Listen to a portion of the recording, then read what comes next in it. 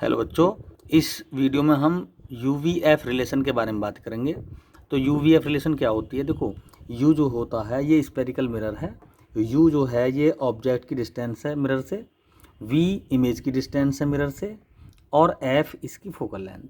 तो u v F ये जो तीन डिस्टेंस है इनके बीच में एक रिलेशन होता है जिसका हम एक्सप्रेशन ड्राइव करेंगे। तो उसको ड्राइव करने के लिए हमारे पास एक मेथड है।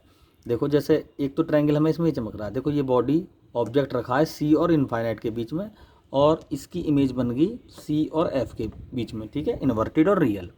तो ऐसी इमेज हमने इमेज फॉर्मेशन में काफ़ी बनाई हैं। तो इसमें देखो, एक ट्रायंगल तो ये है, और 1 2 3 4 ये तो चार तो ट्रायंगल हो गए। 1 और 2 सिमिलर ट्रायंगल है, तीसरा और चौथा सिमिलर ट्रायंगल है। हम इसकी प्रॉपर्टी अप्लाई करके और यही ट्रिक लगाकर हम इसको ड्राइव करेंगे।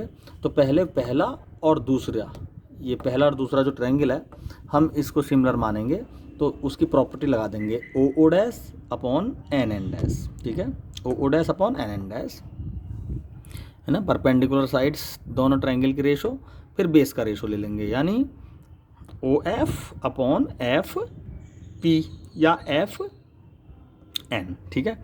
तो ओ एफ की वैल्यू हो जाएगी टोटल यू में से इस एफ को सब्ट्रैक्ट कर देंगे तो यू माइनस एफ, और अपॉन एफ, ये एफ है ही। फर्स्ट इक्वेशन बन गई। अब इन दोनों को कर दो जी सिमिलर, तीसरे को और चौथे को, तो वही I I dash upon M M dash, ये लिख लिया, और इसका बेस अपॉन इस ट्रायंगल का बेस। तो ये जो बेस है इसको कैसे फाइंड करेंगे? टोटल डिस्टेंस वी में से यहाँ तक की डिस्टेंस को माइनस कर देंगे, तो ये बची V minus F upon F, ठीक है।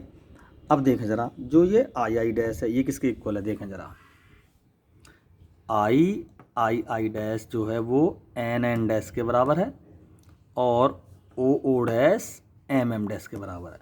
तो हमने क्या काम किया, O O dash I I dash के प्लेस पे एन एन डैश लिख लिया, और एम एम डैश के प्लेस पे ओ ओ डैश लिख लिया, ठीक। V minus F upon F same लिख दिया। अब इसको रिवर्स कर दो, उल्टा कर दो। कैसे करेंगे? O O dash upon N N dash equal to F upon V minus F. Second equation बनी हमारी, हमारा 50% काम खत्म हुआ। फर्स्ट और सेकंड इक्वेशन से देखें, ये जो साइड है दोनों की बराबर है, तो अब हम इनके राइट हैंड साइड को इक्वल कर लेंगे, यानी u minus F upon F बराबर F upon V minus F. इनको सोल्व करेंगे, यहाँ से एफ स्क्वायर आ जाएगा, U V minus U F, ठीक है, minus U V minus U F V minus के F square, minus minus plus के एफ स्क्वायर, ये आपस में कैंसिल हो गया। यू एफ और एफ वी को एक तरफ ले लिया, यू वी एफ एक तरफ, यू वी एक तरफ आ गया।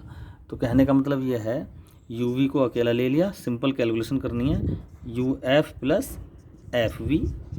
अब इसमें हम यू वी एफ से डिवाइड कर देंगे, यहाँ भी यू वी एफ से डिवाइड, यहाँ भी यू वी एफ से डिवाइड, और यहाँ भी यू वी एफ से डिवाइड।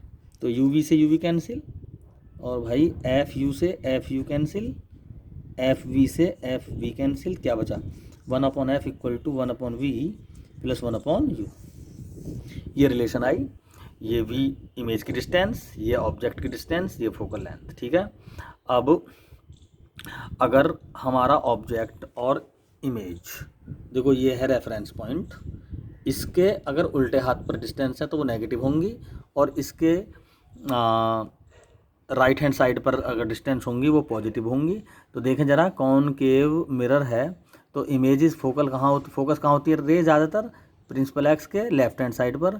तो इस लेंस की जो फोकल लेंथ होगी वो नेगेटिव होगी, ठीक है। इस लेंस की फोकल लेंथ क्या होगी? ऑलवेज नेगेटिव होगी। और कॉन्वेक्स जो ये जो मिरर है कॉनकेव मिरर, इसकी जो फोकल लेंथ होगी नेगेटिव होगी, और जो कॉन्वेक्स मिरर होगा उसकी फोकल लेंथ पॉजिटिव होगी, क्योंकि लाइट जो फोकस होती है, इमेज भी फॉर्म होती है, वो सीधे हाथ पे होती है, राइट हैंड पे। तो राइट हैंड पर फोकस होने का मतलब या इमेज बनने का मतलब है डिस्टेंस पॉजिटिव होना। तो राइट हैंड पर रे फोकस होने की वजह से कॉन्वेक्स मिरर की जो फोकल लेंथ होगी वो पॉजिटिव होगी।